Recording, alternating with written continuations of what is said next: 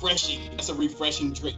It's refreshing as hell. We were at an event for B Mitch's like book signing last week or 2 weeks ago, and the bartender was like, "Oh, okay." I was like, "Yeah, Tito soda, splash of grapefruit," and they're like, "Yeah, no problem." I was like, "Do you by chance have pink grapefruit?" And the whole bar just started clowning me. And how did that shit feel in 2015 to win the title? Man, it was exhausting. Like, that was my first championship ever. You know what I'm saying? So, I didn't play on a whole lot of good teams, like just growing up in general. So to kind of win it, and the way that our head coach kind of went about it, and I mean, I signed with that team for a reason. Like, it was championship or bust. Like, that was their thought process on the whole season. That was my thought process. I wanted to be a part of that puzzle, and it was crazy kind of going into it because I got released by the Jets. I ended up being #1 overall pick in the arena draft to Portland. So I was in Portland for that year, ball 11 interceptions. I'm like, okay, man, I need to get my bread, right? So a bunch of, pretty much every AFL team in the league called me, and they was all basically just telling me like, oh yeah, you're gonna be the star of our secondary, and you're gonna be doing this, and you're the leader, all this. But San Jose, who I ended up signing with, they sat me down and was just like, well, I mean, you be a piece of the puzzle, but everybody gotta do their part. Yeah. They sat me down, went over my film, like, look, you can get better here, you can get better there. Like, look at your feet here. Like, why'd you do this? Why'd you do that? They nitpicking, like, look, this was our scout report on you. Heel striker, like, you know what I'm saying? Like, but we can get you better, and you can help us win the championship. I'm like, shoot, I'm in. I mean, they paid me the most too, but I'm in. Like, you know what I'm saying?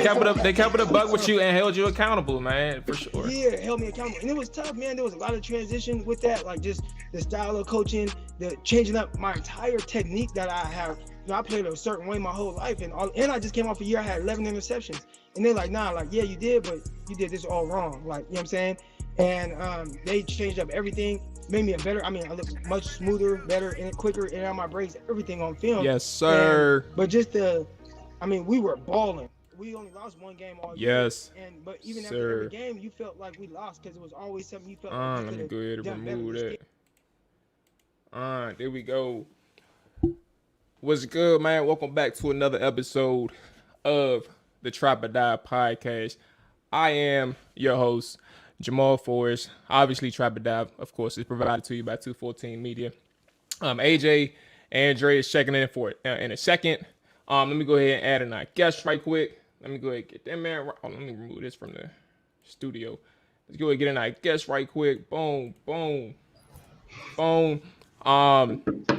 First and foremost, everybody who is listening, if you are listening or watching on Twitter, make sure that you do try to, if you want to be a part of the conversation, there's nothing wrong with lurkers or anything like that. But if you want to be a part of the conversation, try to migrate over to Twitch or YouTube, be a part of the conversation, man, and check in with the fellas tonight. So, like I said, we got Tae and Todd checking in. AJ and Dre are on their way. Tae and Todd is the host and co-host, I guess, of Tae and Todd Watching Football Team Podcast. Fellas, Tae, Todd, appreciate y'all checking in, man. How y'all feeling tonight? Thanks for having us, man. We were on the Trapper Dive. We made it big now. Oh man, I ain't. First off, I appreciate the boost, but we ain't nowhere just yet. You know what I'm saying? We got a little ways to go. But listen, because I wanna, like, this is our first. What's going on, Jerry? This is like our first conversation of sorts, like just any type of conversation from face to face type of or virtual in a sense. But let me try and get to know y'all right quick, man. Just how did y'all end up getting the podcast? How do y'all know each other? Y'all childhood friends or anything like that? You wanna go, Tay? Yeah. So basically, I just started. We actually met at church, and we just hit it off from the beginning. He was out there throwing the football, and one Saturday afternoon, and then I saw him throwing football. I threw football with him a little bit, and then after that, we just talked. With me, it's very hard to find dedicated at the time Redskins fans, and then once he knew what he was talking about, we just hit it off, and I would call him at school while I was at school, and we would just sit there and talk for about 30 minutes. And we said, look, we need to do something about it. We can't just talk about it for free. Let's go ahead and make something happen. So a couple years ago, we put the pen to the paper and just taken off since. So, yep. Hey, that was the next question. So Todd, talk to me. When you all decided that it was time to put some pen to paper and make some things shake, when you all like made that official move to do the podcast, did you all think that it would end up being a job the way it is? Because sometimes these things, I mean, they are hobbies, but at the end of the day, if you're passionate about something, it turns into a job. Right. No, I don't think I did. I was like, look, we said it. We were like, if no one listens, it'll just be the two of us talking to each other like we're on the phone. We just recorded it. It's definitely been more, but in a good way. It's like stuff that I've always kind of wanted to do. Like, you know, like people will tweet something and then they'll tag certain people because they want people to see it. But they'll, you know, and it would be like Burgundy Blog or like JP Finley, people like that. So like, I was looking back at old tweets and like, that was me. And then I'm like, now people are tweeting and they're tagging us. I'm like, that's crazy. So it's cool. It definitely isn't what I thought. It's more than what I thought, but I love it. Absolutely. Think about you. What did you think? I was saying, Tate. Yeah. What did you think about the task when you all decided to start the podcast thing? And did you realize how much of a job it would actually be? Literally, we were just talking and we were like, man, let's just do it. Let's see what happens. And then if not, you know, it is what it is. At the end of the day, we'll just talk about what we love, and then that's it. And then it is rigorous sometimes. You know, sometimes we're just like, you know, at first we started with like an hour. We talk way too much. Now we're starting to get a little bit better. Now it's like 10 minutes, 10, 15 minutes. We're trying to, but it's so much stuff you have to factor in, you know. And then we went on a rant where we were trying to get guest speakers on and all that stuff. And you have to factor all that stuff. And Todd does an amazing job of reaching out, or myself reaching out with other people and trying to get guests, because at that time, it's hard. You're reaching out, you're sending emails out, you're sending this out, trying to get people to come on and this and that, and then trying to get our name out there without trying to sell ourselves, you know. So it was tough. We weren't going to put that much work into it, and the Lord's just blessed it, man. Honestly, that's all we can say. Absolutely. I think you spoke on something that was just real too. Like, this isn't verbatim, but I captured what you were saying. Just understanding that, you know, you weren't trying to, you know, overdo it by selling yourselves. Like, you weren't going to put yourself in that position to make it seem like, oh, this guy's mentioning me again, or this guy's doing too much. I'm going to put my work out there. I'm going to make sure that, you know, our work speaks for itself. And I think that's the important thing, especially in this, I don't know if it's a climate, but just this generation, or just this moment in time where so much, and I'm gonna just be honest, like, I talk to people all the time before I started this thing with AJ and Dre. Before I started this thing, like, we all knew that specifically Washington is flooded with podcasts. Like, we know it. Like, it's not a knock, but at the same time, it's like, at the end of the day, when you decide that you're going to start this thing, and for your sake, when you decide you're going to talk to yourselves and just build your following, build your fan base, and build supporters, that's kind of what I like to call it. But when you build your supporters and people like that, that is all organic. You didn't go out your way to do anything. It's all people who were attracted to the things that you were saying and things you were doing. So keep up the good work, man. I subscribe to you all on YouTube, man. That's why I follow every day, even though you all are not publishing on the podcast side. I still watch the YouTube thing. So I've been trying to keep it going because it's easier for me to listen to podcasts and watch YouTube. So I try to stay consistent. If it's not showing up somewhere, let me know, because it should be. I don't know. I don't remember the last time I checked the podcast. I'm on Apple podcast, yeah. So maybe that may be different. I don't know. AJ, Dre, how y'all feeling, man? Everything good with y'all? Yeah, man. Everything good. You know what I'm saying? Ready for the night? Absolutely, Yes, AJ. sir. In 1,000 feet, turn left onto South Maple Avenue. Hey, and 1,000 feet, make sure you make that left. Get your turn, bro. Yeah, that's why I got the camera off, all that. I respect it. Hey, Sleezo, man, I appreciate that, man. And you know, you've been here from the beginning, so you kind of know how things are. Let's go ahead and get into some watching football, though, man. So Sunday, we know the score, we know the outcome, all that things, but let's set the scene right quick. Before kickoff, Washington's a 10-point underdog. As the game starts, Washington's defense takes the field. You know, they give up a first down, nothing too concerning. And then they get the 2 sacks, ultimately forcing a 3 and out. And then, boom. Washington gets on offense. Terry gets a deep bomb thrown to him by Taylor Heineke, and the floodgates open. Fellas, take it from here. What do you make of a performance such as Washington's on Sunday night? So we just recorded a couple hours ago. We hadn't recorded. We had been not off, but we hadn't recorded for like close to 2 weeks. So that was we coming back off the Eagles loss and the Cowboys loss. So this is fresh, man. 56-7 should never happen in an NFL game. That's kind of where that's the first thing that sticks out to me. Like I said, they had injuries, they had COVID stuff. You had the DeShazer Everett situation. So Ron talked about it after the game and how they're dealing with real stuff. And I respect that. I respect his response. I respect the way he handled that and said that getting blown out to me is not even that big of a losing. I expected getting blown out is not that big of a deal, but being down 56-7, that's just crazy. So I don't really know. I don't really know what happened. It was just, I know they were mad about last year, but that is just crazy to me. Extremely. And I didn't know they was that pissed. That's what I'm saying. Like they're like the people who hold on to stuff and you don't find out until 10 years later that they were mad. But I'm saying, like, I guess they want some payback after last year. But if nothing else, because the loss happened, like they're just a better team. On top of the fact that they're better, they're like the healthiest team in the NFL right now versus Washington, which is far from that.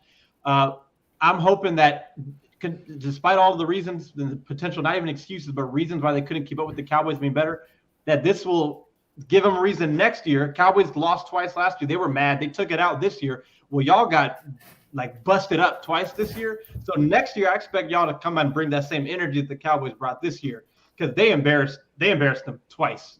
That was crazy. Yeah. Say what you thinking. Yeah, man, it was, man, I was hurt. I'm not even gonna lie to you, man. That junk drained me emotionally. Like I was really, really hurt. I'm just like, I couldn't believe it. You know, after the stinker that they threw up, against Philly, which was expected with Gilbert at quarterback, and they did start off well in that 10-0, and then it went down here from there. Then it's just transitioned right there. And the fact, they're trying to build up this rivalry again. They bring the benches down and all that. I get it, blah, blah, blah. But it was embarrassing. Heineke, he showed me a lot these last couple of games against Dallas that he's not the answer. That deep ball thrown to Terry was so inaccurate, was so underthrown that they're making Diggs look like he's which I think Terry won a great amount of times against him, but we just don't have that quarterback, which we'll talk about later on, I'm assuming. But it was embarrassing, man. However, I don't think it derails the process. I just think it just put more light on the problems and what we're going to need to be the Dallas team that's strong and good on all levels. Yeah, and this is kind of a transition to another conversation that you actually brought up just now, Tae. And fellas, AJ, Dre, I want to get y'all opinion on this as well. One of the things that we kind of, now that the aftermath is here, it's 2 days past the loss. We got time to reflect on things outside of the immediate analysis and emotions behind the game. Is the 42-point loss indicative of the future outlook of the team, or was this just that standalone whipping that Washington received Sunday night? What do you all think on that? I guess I'll go ahead and start with Dre first, get his opinion, and we can go round table again. I don't think it was necessarily indicative of, the direction of the team or where they're at right now. But I do think, and I said this on Twitter yesterday, that I think that was kind of the humbling that Ron Rivera needed and his staff, because, you can't go around and bullshit with the roster anymore. I mean, you're not close right now. Last year may have hit or masked some things getting into the division, winning the division title, backing into that. But now you see the gap between you and Dallas. You saw it 2 games this year. In this last game, the gap is pretty evident. I know we're dealing with COVID, and injuries, and Dallas is pretty healthy and all, but that's still no excuse to go out there and get trampled 56-14 in prime time. You weren't competitive after the first or second drive of the game. So, but like I said, I don't think it was indicative of everything. I do think COVID and injuries played a piece in that or a part in it. But I do, like I said, think that this is probably healthy, for Ron. And this should piss you off. Now you need to go get your quarterback. You need to go get whatever it is you need. You need to get guys that's going to buy in. Like, I think the fight with Payne and Allen, as we talked about, I think that was a little overblown. You just got 2 dudes that's pissed off, and they're losing. No one wants to lose, especially not the Alabama guys. They fought whatever. They probably got over it, but I don't think that's a discipline issue or anything like that people were trying to make out. I just think that's just 2 dudes pissed off of losing. But like I said, I just think you have to take this as, we are pissed now. We have to go get better. I don't think it means that this franchise is stuck in the mud or they took 10 steps back on Sunday or nothing like that. I just think they need to look at it a different way. AJ, I know you got an opinion, and fellas, the reason why we love AJ so much is because he don't give a damn how we feel about this team. He gonna let us know. He gonna let us know his truth and where he stands with the good man Ron Rivera. AJ, you take it away, big dog. Oh yeah, I mean, I think it was very indicative of the team. I don't see how you can't see that because you're going into the end of the what? This is the third year under Ron Rivera. Second. We're going in Second, well, here. it will be through. Second year. Okay, so yeah, you're going under that tenureship of Ron Rivera. You don't see anything positive to look forward to. The defense that people were harping on was so great. Really, just played a bunch of below average quarterbacks that made them look good. So they were hyped. You really don't have any positive to look forward to. I mean, I guess you could say Terry McLaurin, but outside of that, you don't have any elite players. In my opinion, I mean, Jonathan Allen's cool, what have you. He's having a good year, but when I say elite, I'm talking about someone that can be mentioned within the top 50 amongst the NFL ranks in all positions. You don't have that. Your draft picks that you've acquired, they're not really producing on the field. You took a guy at 19 overall who makes no impact at all. Like you can't take a guy at 19th overall in that type of draft with talent, and you don't even see a glimpse of anything that would tell you that you fixed that position by any regards. The shellacking that they experienced Sunday night just shows you, man, how much you need to invest in, drafting on both sides of the ball, what can be done when you acquire talent of a high level. Mike McCarthy is not the best coach out there, but, let's give Dallas credit. Will McClay, Jerry Jones, and Stephen Jones have done a great job of acquiring talent, whether it be through the draft or free agency, and also bringing in certain coaches to help, put that defense together and that offense. Dan Quinn is a beast at defensive coordinator. I'm not going to give him credit as a head coach, but, he got them boys flying around and looking like Seattle back in the day because of the rotation and being able to have his cornerbacks make plays on the ball. But, I mean, if you're a Washington fan, what do you really have to look forward to? Now, probably in a couple more segments, we're about to start talking about the future of quarterback. and we have a head coach who's never been in this position to have to rebuild a team and go and acquire and grow a quarterback. Tay, Todd, whichever one. Gotta take it away. Dre, I like what you said about humbling. I think it was definitely a humbling act. And I think Ron's intention this year was to see, I mean, obviously you backed into winning the division last year, but I think he went in a little bit mild.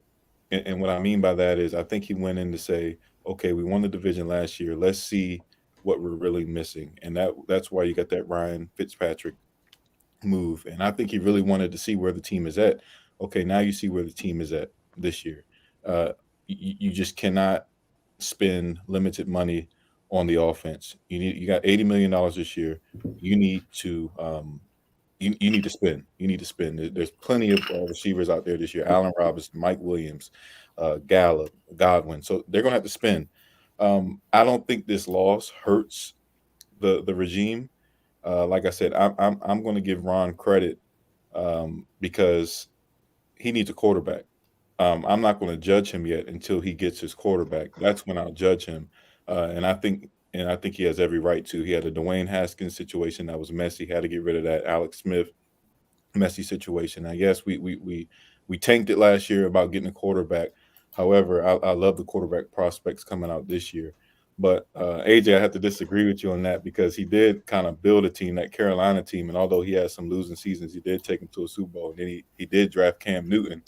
Obviously, that was going to be the pick at one regardless, and he did grow with him. But you're right; it's going to be seen. He's going to have to figure out if whoever they draft at quarterback this year, they're going to have to figure that out. But I do have trust in the two guys up top, in Hurney and Mayhew, as Hurney did draft that Cam Newton and that franchise quarterback, and also Mayhew with Matthew Stafford. So those guys are very good at finding that quarterback talent as they both hit on those quarterbacks. So, I mean, it's up in the air. Those two guys, I respect them, and I have no choice but to trust them. and hopefully they can find that guy this year. But I have no doubt that this hurt the regime. I think they're like Dre said it best. I think it was a humbling, and now you see what you need. Now you got to go get it. Hey, but Tay, let me let me jump in there real quick. Did you really need the season to play out from week 1 until week 18 to know that you needed a quarterback? Like, No, at I the end of the agree. day, like the GMs that you talking about, they took consensus #1 picks in Matt Stafford and Cam Newton. You know, that's completely different when you might be sitting at the position of drafting at 9th or 10th, 11th, or 12th. Like, that's a whole different ball game. And even with this quarterback, you know, crew that's coming into the draft, like, none of these guys are top notch. So a lot of these guys have a lot of flaws in their game. Some are coming out of one read systems. Some aren't mobile enough. Some don't have arm strength. So it's just like, do you really bargain your future on forcing yourself to draft a quarterback in the first round just because you have that need? Or do you go back to the drawing board and have to go after the veteran presence, you know, who, in my opinion, is asinine to me that they lost out on Matt Stafford. We could sit here and say that Matt Stafford wanted to be in LA, but if you have guys like Martin Mayhew who have the relationship, and he was already involved in the process before you know, he actually officially got hired. You know, these are Ron Rivera's guys. These aren't like people off the street. These are people he has a relationship with at a strong level. You would think that Washington would have went harder after Matt Stafford. I'm not the biggest Matt Stafford fan, but it was kind of telling that they didn't buy all the way in and instead settled for signing Ryan Fitzpatrick, yeah. what, 38, 39 years old, $10 million contract. That's ridiculous, bro. Like, that's ridiculous. Like, who are you going to encourage to sign with your team with Ryan Fitzpatrick playing quarterback? Yeah, you got a cool persona and all that, but it's like, at the end of the day, if you want the guys like the Amari Coopers that you went after and tried to sign for $22 million a couple years ago, you're gonna have to show me more than just some money. You feel me? Yeah. Like, and I know the dealings behind like the Amari Cooper situation. It just wasn't no quarterback, and now you got Terry coming up for extension.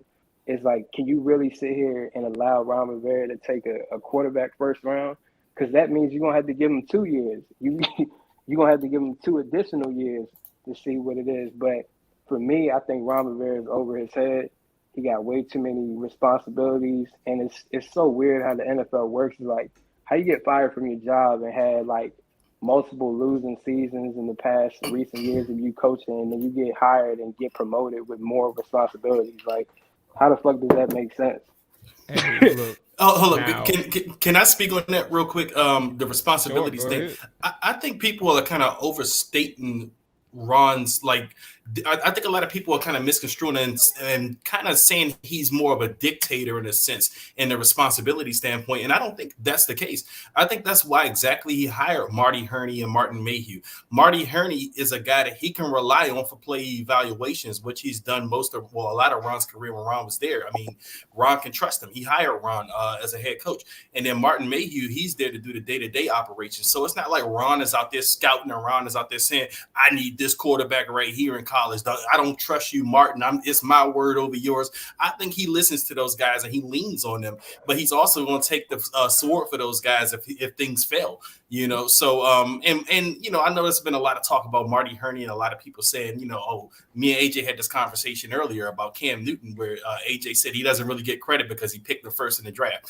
I mean, but again, in that 2011 draft, I don't think Cam Newton all the way up into the draft, it may not have been another quarterback in that conversation, but there was other players like I think Marcel Darius. He was in the conversation for the number one pick. Third, right? Yeah, and but Carolina ultimately they ended up choosing Cam Newton, which they decided like probably a week before the draft. But Herney's he's drafted a bunch of all pro guys in the first round. I mean, you got John Beason, Jordan. I mean, Gross. with Drake, he been fucking working in player personnel since 1960. So you give him no credit, AJ. I mean, you should hit on something. You've been working in the NFL since the 60s. Like, I mean, at the end of the day, bro, what I'm saying is like, with how Ron Rivera has set up his tenure in Washington, it's all of his friends. There's nobody from the outside that truly can give their opinion on things. You feel me? Like, everyone on the coaching staff has some type of connection from Carolina. Like, except Jack Del Rio. Jack Del Rio, they played together. Yeah. I mean, it's a relationship-driven industry, though. Everybody hires their friends, though, right? Yeah, but they hire people they work with. People hire people they know, but it's like at the same token, you have some type of indifferent personalities within your organization, within your player personnel department, your coaching staff. Because if everybody's on the same wavelength as you, like, where you gonna get anything different that like rocks the boat somewhat? Yeah, so I get it. So I do want to get Todd's opinion on his opinion on the 42-point loss, if it's indicative of the future or if it's standalone. But to AJ's point and to Dre's point, I get where AJ's coming from, but I understand where Dre is at, because my qualm, if I use that word right, I thank God. But my qualm about this whole thing is that you understand that Ron hired these people, right? And you understand that Ron ultimately does have the final say with things. But he hired these people because these people know what he wants in a player. He knows what he wants to fill his roster. So he trusts those people. He trusts those people, as in Mayhew and Hurney, to identify the system fit. So he does have a leash, but he allows them a longer leash than he would the individual who he doesn't know from the street, or who he doesn't know from another team and another organization, and bringing him in to give him a fresh perspective. So yes, I guess it all depends. This is the definition of my Chrome. I guess it all depends on if Rivera's idea of what a roster structure should be, is that the right thing, or is that the right way to go? And I think that ultimately is the bottom line conversation that we could end up having. I don't know if that's the right one to have right now, but I think that's what we need to end up having, because Hurney and Mayhew are people by themselves who understand what Rivera wants. How you feel about that, AJ? Oh, go ahead. You got it. Go ahead, AJ. How I feel about it? Martin Mayhew was GM of a 1-16 roster. Yeah, I mean, he was also on the San Francisco staff that went to the Super Bowl too, AJ. Don't forget that. That's true. Yeah, that's cool and all, but a lot of those guys was already on the roster. He's ancient. Here's my thing. If I was running an organization, I would want people from all different backgrounds. I mean, it's cool to have your friends, and of course, that's how a lot of these organizations work, where they bring in their boys. But at the end of the day, I just feel like I don't really know what to expect from Hurney or Martin Mayhew. The draft class, like I said, I'm going to put a lot of blame on them, even though they got hired after the draft. But it was still Ron and a lot of his player personnel people, scouting department, that went and took Jamin Davis at 19. Like, I mean, that pick set you back, because you still don't have an answer at linebacker. And you were in a position, even in the second round, to get another linebacker in case this shit don't work out, because you knew it was a project. You could have went and got JOK and added another piece to the linebacker position. Instead, you passed on him and took Cosme. I really don't care for Cosme too much, but you created a hole there. You could have kept Morgan Moses. It's just a lot of player personnel things as far as like this regime. I just don't understand at all. Like, it just doesn't make sense to me, and I won't even touch on the Curtis Samuel signing. So Todd, I ask you a fresher question. We mentioned the fight briefly. We all have our opinions, whether it's the same or different, it doesn't matter, but we all have our opinions on the Payne and Allen fight. But you all had tweeted, I don't know which one of you all tweeted, but you had tweeted that at one point during the game that the Payne and Allen fight is more embarrassing than the game itself. Dre and AJ and myself, we talked about this Sunday briefly on the post-game show about the perceived culture that Rivera was building may have taken a hit after Sunday night. Right. And Dre also mentioned something about the defense as well. We'll talk about that, as the conversation goes along. But my question to you all, and I guess Ty, you got the first stab at this one. Do you all think that this culture that Rivera is trying to build had a negative, I mean, perception wise, of course, but did it take a hit? I'll just leave it at that and hand it to you. Did it take a hit? So I tried to you sugarcoat mean- it, so it didn't work. You mean like inside of the building or on the outside looking in? Outside looking in, because we really don't know inside like how strong they are holding. Right. If I had to guess personally, I don't think it's that strong. I think they're okay, but I don't think it's that strong. But yeah, outside looking in, where are you at with the culture and how things have come along since he's gotten here? Yeah, so I tweeted that partially out of, just in the moment. Yeah. The loss was more embarrassing overall, but it was the fact that in that moment you were down, I think 35-7 or whatever.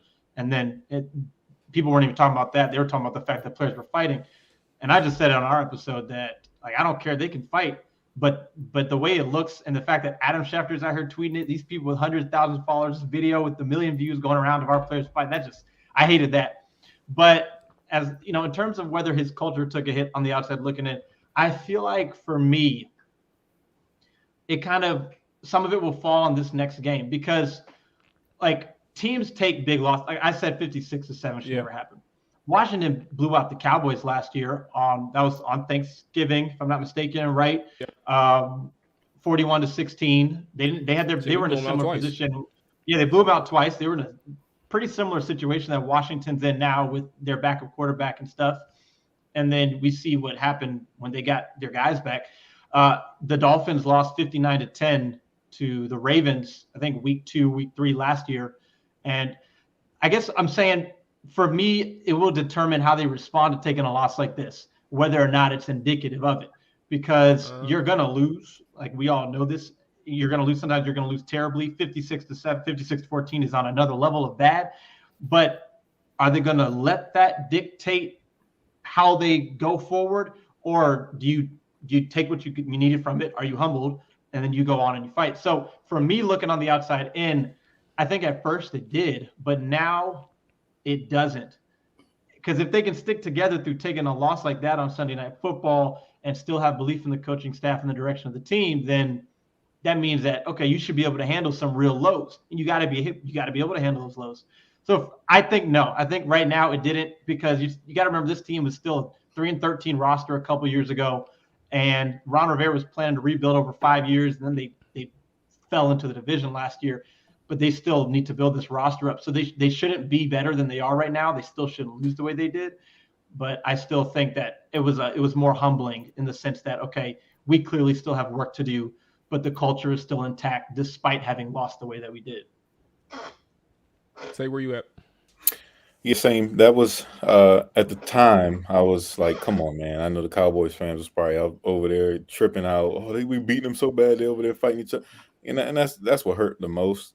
But outside of that, I want to see them guys fighting like that. I want to see them mad. I don't want them over there smiling and clapping their hands like Jason Garrett used to do, all the time. So obviously you don't want it in that situation, but I'm glad that they did have a chance to have a presser afterwards, and they made them available. And it just showed them that, hey, hopefully it's nothing serious. But I know them two guys are like brothers, like they said. And I do want to mention, though, it does, to me, it makes it seems like that D-line is expendable, whereas last year it was no hands-on. I think this summer, I think you see Sweat. I think you see Payne. I think you see some of those guys available for trade. I just mentioned that. Absolutely. So before I get to Dre, because he spoke on that as well, I do want to mention, recognize the people in the chat. Merle, Rio, I see you, Jarian, same thing, and Sleezo, all those people, I appreciate y'all checking in. Dre, I think Merle is AJ's burner account, man. It may be. I don't know how they was able to talk at the same time the other day. If I had a burner account, it damn sure wouldn't sound like Gary Coleman. I tell you that. Hey, Merle, you know what I'm saying? Keep calling that, brother. Hey, shout out to Merle, though. Shout out to Merle. I'm just fucking around. Yeah. So, Tae, you brought up a good point, man, because the defensive side of the football, I was on the side where they needed to do this at the trade deadline. They didn't do it, obviously, and ultimately helped them eventually win 4 games in a row. Who knows what that meant? It meant nothing at the end of the day, because here we are, 3-game losing streak. But I was on the side of trading at the trade deadline. Here we are again talking about the same thing, which is perfectly fine.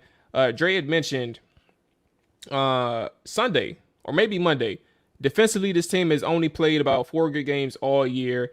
Even when they had a full deck, they were on a historically bad pace at one point.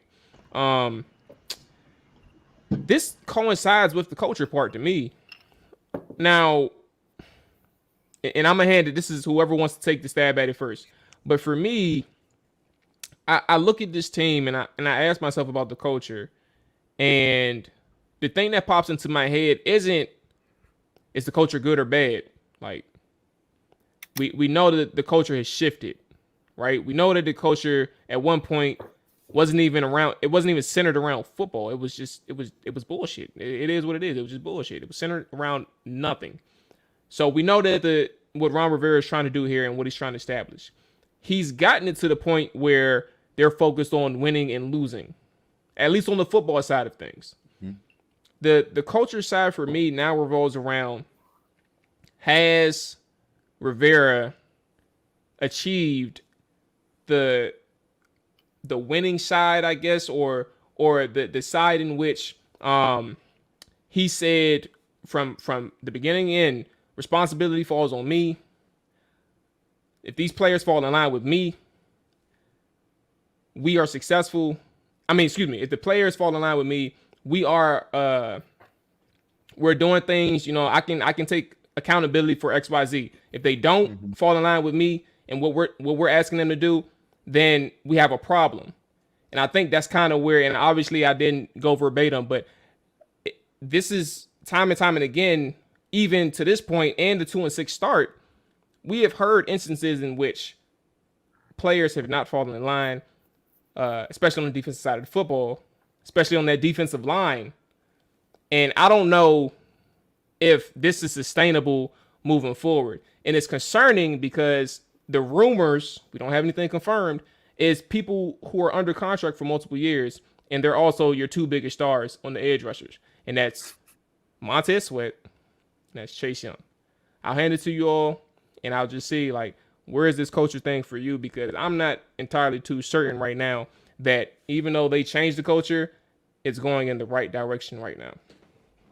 Well, I guess I'll go first. I guess it's tough to say where your culture is when you aren't winning like you want to win, because culture never seems good when you aren't in a good place, in the NFL standings. Like when we were on the 4-game winning streak, the culture seemed damn good, didn't it? Like Bruce Allen would say. They were throwing stones at the wall and shit. That seemed like 3 years ago now, but that was just 3 weeks ago, and everyone was saying, look at how cohesive everyone is. Look how happy everyone is. Everyone's responding to Ron. Ron was showing emotion in the locker room. The culture seemed good, but you go out and you lose 3 straight games again. Now the culture seems bad again. So it's like I don't know how to answer the culture question. I guess in season right now, it seemed pretty good after last season when you went to the playoffs. You went to you seemed like you were on the right path after being 3-13 the year before, and even though you backed in the playoffs, it seemed like a right start. But then this year it's been like an up and down roller coaster ride. So it's hard to say, and I don't know if you'll ever answer that question until you get something sustainable like a franchise quarterback. Like something that you can have a baseline or a core that can always keep you in the division standings, always in the contention in the NFL. So right now it's just hard to say. I know one thing: it's not Bruce Allen bad. Like we don't get these leaks every week. Correct. You know what I mean? Yes. Like through the media that this player saying XYZ through the media. I guess the worst thing so far is we had a fight between 2 players on the sideline, but these are 2 competitive, emotional players who also went to college together. Like I said, I don't know their official relationship, but I feel like they're probably cool, but they just don't like losing. So I think that's a hard question to answer right now. Yeah, I agree. One thing, and Todd, you got it next. I'm just afraid because I understand where you're coming from, Dre. I'm just afraid we know the answer already. That's kind of where I'm at. I'm just afraid we know the answer already, and we're trying to rationalize it in our head. That's where I'm at. I just think we know the answer, and we don't want to say it, and it's perfectly fine. Say it with your chest. Say it. No, AJ will. Here's my thing. There's no you got it, return. I think we talk about quarterbacks so much that it feels like, and then people think it's not as much as what it is. But we fooled ourselves into thinking that even with Taylor Heinicke, we could have a shot to be a winning team this year. I know that the defense has been bad all year. That's a separate problem. And like Dre said, when you're winning, it feels like your culture is good. When you're losing, it feels like it's not. You can be having a bad stretch and still have good culture. That's why it's all about how you respond. That determines ultimately, to me, with your culture. Like you watch Hard Knocks with the Colts, they were 2-something, and their culture was good enough to where they were able to bounce back from that. Washington was 2-6. They got to 6-6. They had some good wins, but then I feel like to me that kind of indicates the culture heading in the right direction. But you just don't have what you need to sustain that winning because you don't have any consistency. I mean, I think the coach, had Ron Rivera is consistent, but ultimately, after your head coach and your coordinators, you need your quarterback to be consistent. And if your quarterback's not consistent, your team can't be consistent.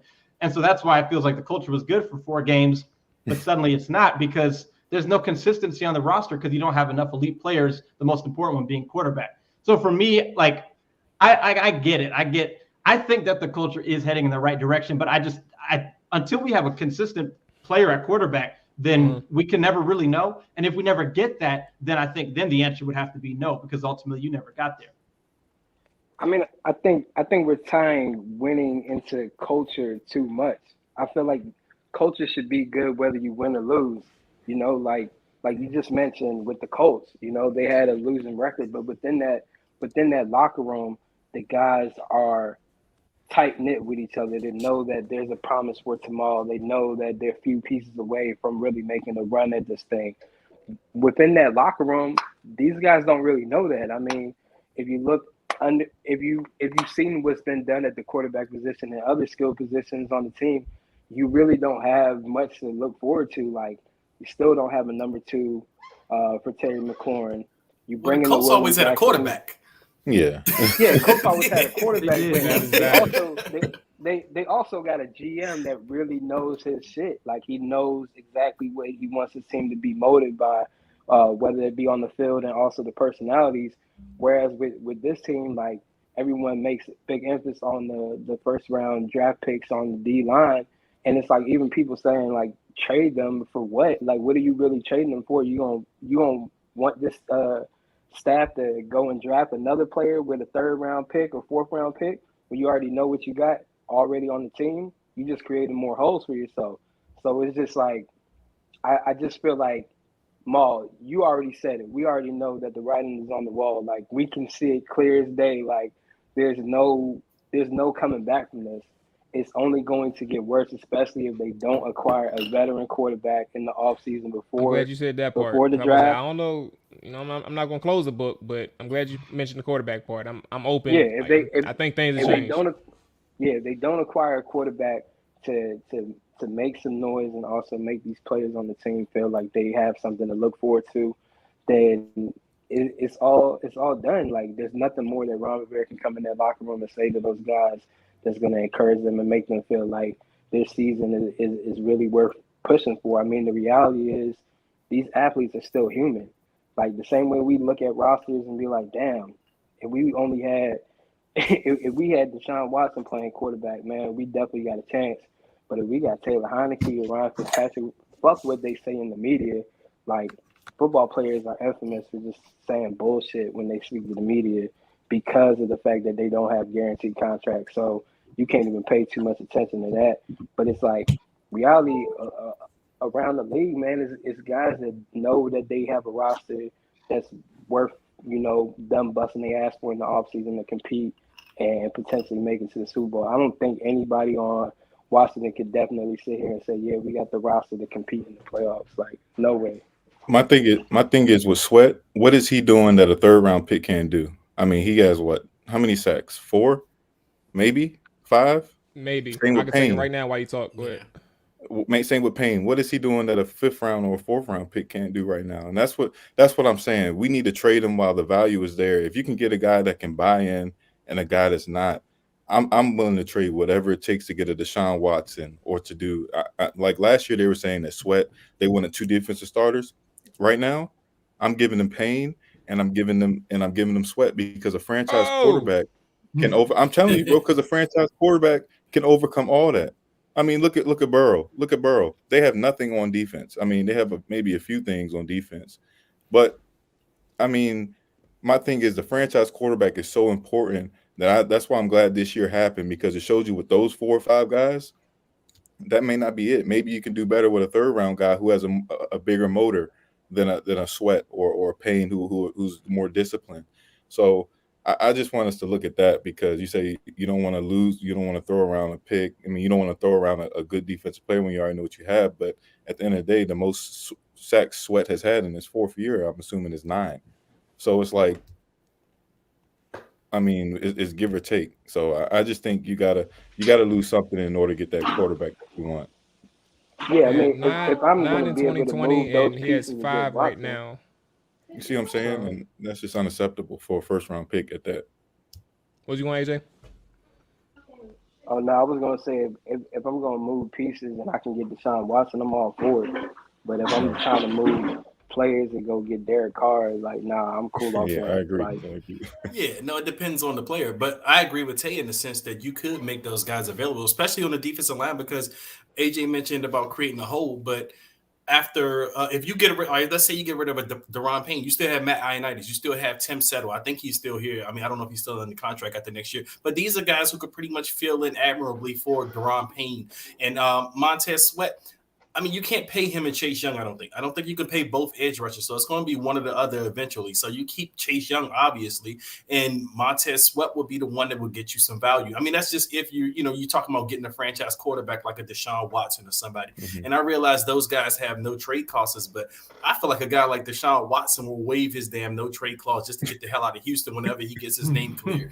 So, I don't care. I mean, whoever comes at him, he's like, all right, I just want to play again, and if we're the ones who give up the most, then hey, I mean, I don't see him saying, I don't want to play for you all. He probably is going to accept whoever wants him at that point.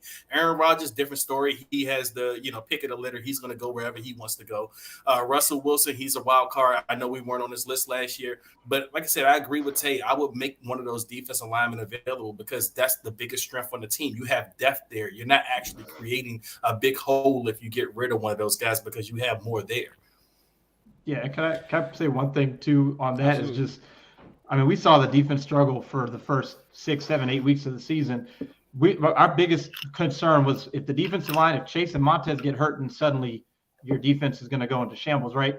And then the opposite happened when they stopped. I'm not saying that they were the problem, but I'm saying that 4-game stretch where the defense played much better. You didn't have Sweat, you didn't have Chase, and when you did have them, defense was giving up 30 points a game. So I'm learning that it's like, every year we psych ourselves up about people on paper, but then it's really about how these human players actually play together. And not all player combinations work. And just because we have 4 first-rounders doesn't mean they work together. And maybe you need to make some changes there. Maybe a 3rd-rounder, a 2nd-rounder, a 4th, a 5th-rounder will fit in better with these other first-rounders instead of just 4 first-rounders. It only seems to be the case for Washington, but I'm just saying maybe that's what it is. No, it's not. Look, you're 100%. You're 100% right. Like you have something going, and I think on a larger scale, outside of this conversation, and people who are listening, people who are watching, understand that Todd is speaking from the standpoint that if you go into a season, now it's okay to have the optimism and excitement. We're not going to discredit anybody from having that. Right. But understand that you have to see things through first. Give people a chance to prove themselves before you turn around and say, this is who we got. This is the dog that we got, because this dog is going to cook every single person in the NFC East and cook every single person that they're playing. 7.5 sacks. I'm not discrediting, but 7.5 sacks, it sounds like a de facto rookie of the year thing. Like that's not a Joey Bosa rookie season or a Nick Bosa rookie season or anything like that. No disrespect to Chase Young. He earned his title for rookie of the year, defensive rookie of the year. But to your point, Todd, let these people earn their stripes, because eventually that title, the 1st-round pick, the 2nd-round pick, it don't matter. Terry McLaurin, he's a dog. He's a 3rd-round pick. He's not a 1st-round pick. So you're 100% right. Fellas, let's transition to the quarterback thing. I know we're kind of going a little backwards because we're talking about the future, but we're going to talk about Taylor Heinicke right now, and this is coach's speak. So with the time that we have left, I want to make sure that we get this one quote in. So I'm going to go round table. I'll start with you, Tay, on this one. And I'll read the quotes verbatim from Ron Rivera. He spoke on Monday after his reflection of the Sunday night loss against the Dallas Cowboys. And I'll read as follows. 2 separate quotes, but it's both about the quarterback position. He said, speaking on his thoughts about Taylor Heineke, he said, I thought that Taylor missed some opportunities. I do think that he got a little bit rattled and started throwing off of his back leg a couple of times. He had a couple of opportunities that I know that if he could have really stood tall in there, he could have completed those. The very first throw was unfortunate because he had Terry. If he could have put that out there to the sideline, I think Terry makes a play. I think that's a big play. And as he transitioned to Kyle Allen, to make a quarterback change, he stated, no. I think, again, we will play Cal. I don't know how they – shout out to Washington Media Public Relations, but we will play Cal probably. But we're going to stick with Taylor right now. Will we play Cal? Probably. And not as an indictment of Taylor or anything like that, but just that we also want to make sure we get a really good look at Cal. Again, shout out to PR. This thing, I should have double checked this because it's confusing. But Tay, I'll hand it over to you. Your thoughts on how he summarized Taylor's opportunities, or Taylor's performance, but then how he summarized Kyle's opportunities upcoming in the next two games. Yeah, I think, and I'll be quick because I know everybody got to speak, but I'm going to say Taylor Heineke is very extremely, and I don't know any more adjectives, but he's limited, very, very limited. He's limited to the deep ball. He's a magician back there, but you can't do that consistently, as we see. I think Kyle Allen moves the ball better. As you notice, every time Kyle Allen gets in, the ball gets out quick. The ball's on point. I mean, and he makes stuff happen. He doesn't have the element that Heineke has as a magician, but I think it's a quarterback standing tall in the pocket. I think Kyle Allen's better. I think right now they're battling for backup for next year. I think Kyle Allen's going to play some, and if not the whole Giants game, I'm assuming. And I think they're auditioning for that backup job for next year. Todd? Yeah, I think so. Like the Washington could still make the playoffs. Like not even super unrealistically. Like they won't, but they could. To me, what Rivera's saying is Heineke's our starter until we're eliminated from the playoffs, which effectively happens if you lose to the Eagles. So I think what he's saying is, Taylor will be our starter. We're going to lose to the Eagles.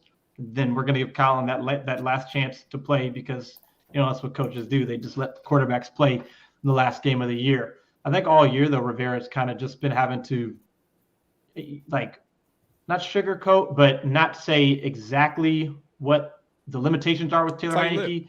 Yep. Right, but because, he's not Jay Gruden. He's not going to just go off on players, which, at the press conferences. But at the same time, as much as we know Heineke's limitations, they know it 10 times more. They're his coaches. They're experts in this thing. But he can't be as honest as he can't be completely transparent with us. But I think that's just what it is. He's saying what he can say. He missed some opportunities. Well, they don't have a downfield passing offense at all. They haven't all year.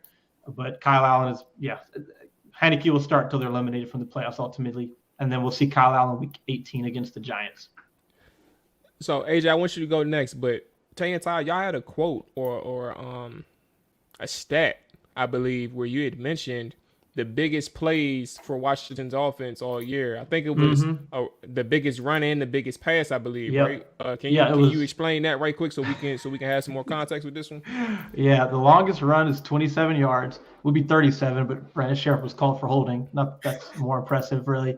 The longest pass was 46 yards. That was on Tuesday night, Garrett Gilbert to Terry McLaurin for 46 yards.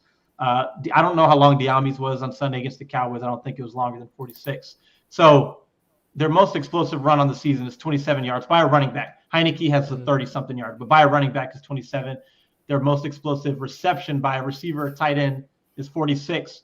If you put McKissick's week 2 completion and add running backs, and it's 51 yards. So it'd be 46 and 51 yards. Yeah. Okay. AJ, where you at with this one? AJ. Yo. It's like, no, go ahead, Dre. You got it. We'll circle back to AJ.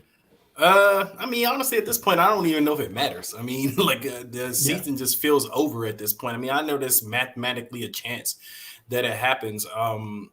But I mean, honestly, I'm just at the point where I was when we were 2-6, where I'm just scouting college quarterbacks. He So circled. it's like I agree with Tae in the fact that these guys are probably battling it out for backup quarterback next year. So I mean, I guess it's cool to see it from that standpoint. But otherwise, man, like I said, I'm just kind of over it, man. I'm just ready for the next chapter in our quarterback saga. Yes. It doesn't matter. So, right. So I'll go right quick. I think I agree in the macro scale. It really doesn't matter. But I think when it relates to understanding who your backup or who your I think we skipped over something. Who your potential starter is going to be in the event that you draft a quarterback.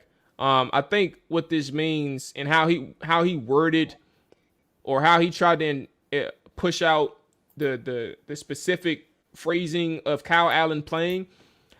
I actually think that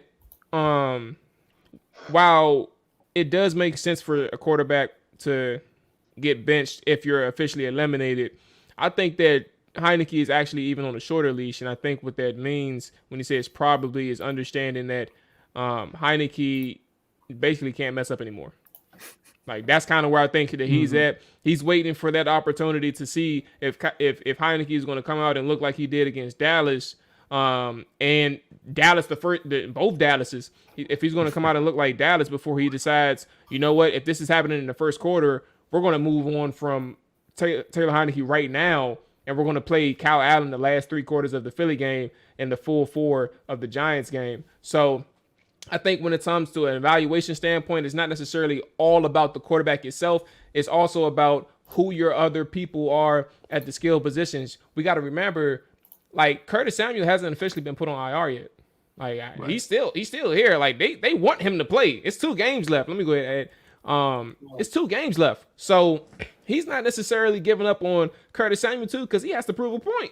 That's his biggest free agent signing. So if Kyle Allen can come in and do a little bit different in a good sign for this offense and produce more, he's going to be willing to take that shot no matter how high of a percent chance that they have to make the playoffs, because there are going to be different things that Washington can do moving forward in terms of building blocks. And on top of that, the fans can see a little bit more from a Curtis Samuel or De'Ami Brown if they have a quarterback who can actually get the football. So I think that's what he meant by probably. He's giving Taylor Heineke that last chance. We'll see where it goes from there, but that's kind of where I'm at. AJ, you're here? Yeah, I'm here. Okay, so did you happen to hear the full quote, or should I just just say it again? So basically, essentially when he talked about Taylor Heineke, he thought that he missed some opportunities. He had opportunities to make plays. He mentioned Terry McLaurin's first play, and how that could have been a big play if Heineke actually stood tall in the pocket. And then he mentioned Kyle Allen, said that Kyle Allen wouldn't start, but he thinks that he probably will play Kyle Allen. But right now he's going to stick with Taylor Heineke as the starter. That's kind of the summary of the quotes that he mentioned. And I give your thoughts on what you think he means by what he said. I mean, that's such a wild, out-of-pocket statement to make with 2 games remaining in the season. And you also still have a chance to make the playoffs. I mean, I don't know. Like I said, I've been over it, Ron Rivera. Whatever he wants to do at this point, go ahead, go for it. That is correct. Okay. That is a very quick thing, because now we can transition to the final thing. But before we get to that, I did want to say R.I.P. John Madden, a legend. And I'm going to go watch. He just died today. I'm going to go watch Super Bowl 26. Bills versus Skins. He covered. It's on YouTube, Bills versus Skins, Super Bowl 26. If you want to relive some better times with John Madden and Pat Summerall covering, go check that out tonight in honor of John Madden, the legend. Damn, bro. Just died. Wow. RP to John, bro. That man's voice was incredible, bro. Like, I look forward to it in Monday Night Football or Channel 7, right? Whatever. I think that was Monday Night Football at the time. He started it on CBS, then he went to Channel 5 Fox. He had that for years, and then he went to Monday Night Football. Okay, so all right, so I'm show my age a little bit. You know what I'm saying? I remember the Monday night, but It's all right. I got you. RP to that good man. That was my guy for sure.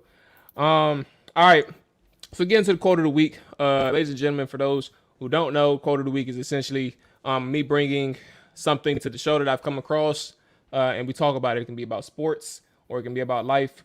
I try to transition now to life aspects because we can talk about sports forever.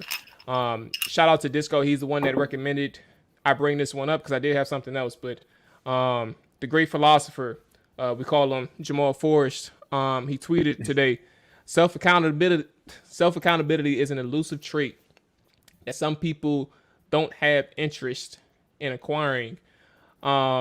Essentially, we all give our thoughts. It doesn't have to be long. It can be long. Whatever your opinion is on the quote itself, you can go ahead and give a stab at it. But I'll repeat it again. Self-accountability is an elusive trait that some people don't have interest in acquiring. Whoever wants to take the first stab at it, the floor is yours. I'll go first. I have felt for a long time that one of the biggest things missing for the average person, which is self-awareness, which is right in line with self-accountability, because if you don't have self-accountability, it's because you don't have self-awareness most of the time. And so, like, I think it's just so critical. It can dictate so many things about your life, specifically like how you deal with or how you deal with or interact with people, whether you're respectful with people, the things that you do, how they affect people, the things that you say, and all that sort of thing. Something that I always try to be very mindful of. Because it bothers me when people don't care about how they interact with other people, or they just don't have a general respect for everyone. And some of that can come from not caring, but it can just come from not having awareness or accountability for your actions or for how what you say, what you do affects people, how they feel. So I try to be extra conscious of that. Absolutely. So I guess I'll go next.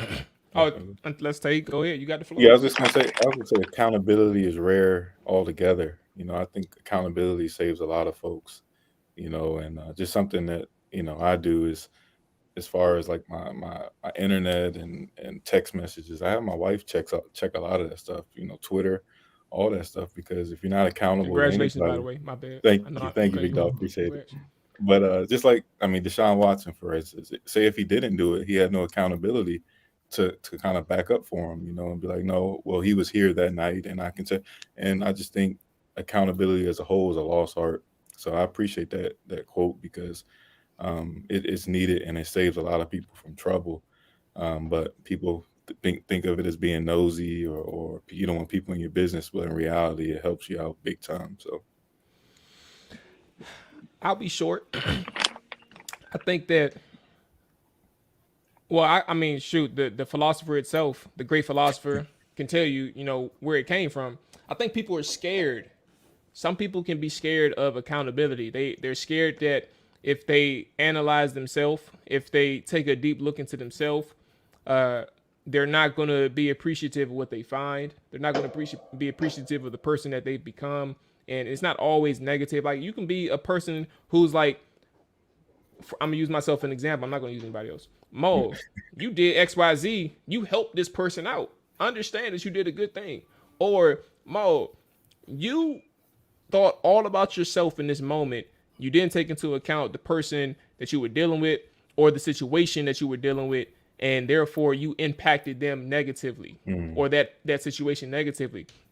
I don't think that people really are capable of accepting the fact that they can possibly hurt people with their actions because they're just doing them, and that can, if it's never addressed, it'll eventually it can be a huge flaw that ultimately can define you as a person if you don't want to address it. So that's kind of where it derived from on my side. Is I think that people can be scared of accountability, and it shouldn't be something to be scared of. It should be something that you evaluate and you try to correct as you move forward in life. Yeah, I guess I'll speak on it. Accountability, I lump them all into those important things such as communication, empathy, all those life traits I think everyone should have if they want to be successful in any relationship, any job, just anywhere. I mean, it helps. And I think maturity, a lot of that comes with maturity. I mean, I know it's helped for me in a lot of ways, and it changes how I interact with everybody on a daily basis. Like I can be self accountable. I can, look at myself and say, this is what I need to be better at, and this is what I was wrong at. And it just helps. I think only sociopaths don't think they need to work on things like that. And, so it's important because, like I said, it'll help you at every stage of life. Yeah, I mean, I'll follow up.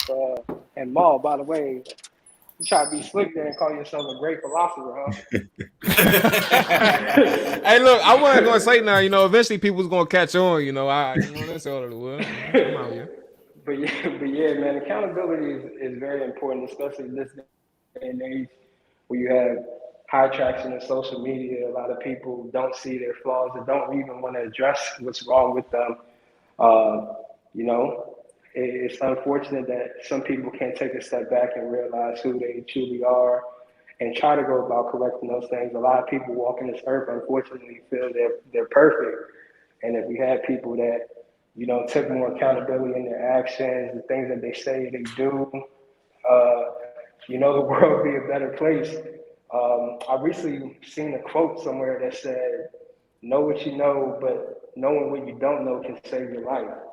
And to me, that was really deep because, I mean, if you also accountable at the same token, you know what you don't know, but you also know that there's people out here that can assist you in pushing you into the right direction and getting you the right help or just being around the right energy. But sometimes we get so caught up in our own selves, we don't even realize, like, shit, I don't know this. I'm trying to force myself to know it, but let me get around some people that do know it, and that can help change the whole trajectory of my life and how I maneuver everything. Absolutely, man. AJ, I'm gonna ask you for that quote again that you mentioned about the know what you don't know thing. I asked you in the text message. I ain't gonna waste nobody's time further today. But Tae, Todd, appreciate y'all checking in, man. I appreciate y'all staying for the show, man. The whole show to have this discussion. It was really good. Once again, you all are good people. You all have a good platform, and I know y'all making moves on y'all side. So let the people know before we close where they can find you, where they can hear from you. I don't know if y'all do any writing, but if you do, where they can read your work and things like that. But the floor is yours. It's Plug Talk. However you want to take it, let the people know where they can find you all. So you can find us Twitter at Tae Todd Podcast, Tae and Todd Podcast. Then on YouTube, Tae and Todd Podcast. Post our videos there. Do breakdowns. Not the season's ending. Try to look back at some stuff like Jamin Davis, De'Ami Brown, Chase Young, some of these guys who didn't have great years. See what happened.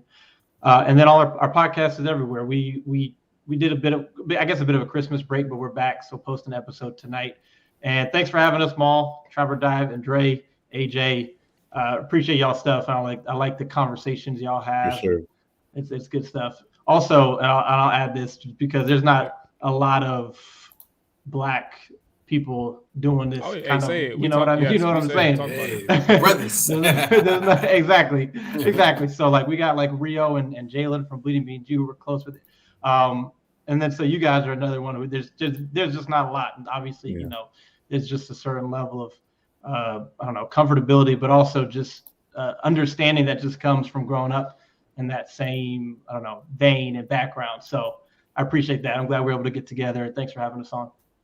Absolutely. This won't be the first time, man. So y'all keep doing y'all thing. We will be in touch and keep up the good work, bro, because I understand the fan side of thing that just happened maybe like a week or two ago or maybe a few weeks ago. I don't know, but I've definitely peeped it, man, and y'all are doing good things. So keep up the good work. Things are coming y'all way as long as y'all keep grinding, bro, and that's really good. So as always, we will stay in touch. Y'all be safe. Dre, AJ, y'all know the vibes. Well, actually, I'll let y'all know about Thursday because I'll keep y'all posted. And everybody in the chat, everybody that's listening and viewing, I'll let you know about Thursday. But tomorrow we will be back reflecting, man. Get y'all drinks because I'm turning up. We need y'all to turn up with us and all that good stuff. So just be ready for tomorrow. We're going to have a lit show. With that being said, we out of here. Y'all be safe. I'll be back on Tuesday. Tae, Todd, Dre, AJ, y'all be safe. Enjoy y'all night. Everybody, we'll catch y'all later. Peace. Peace. Thanks. Yeah.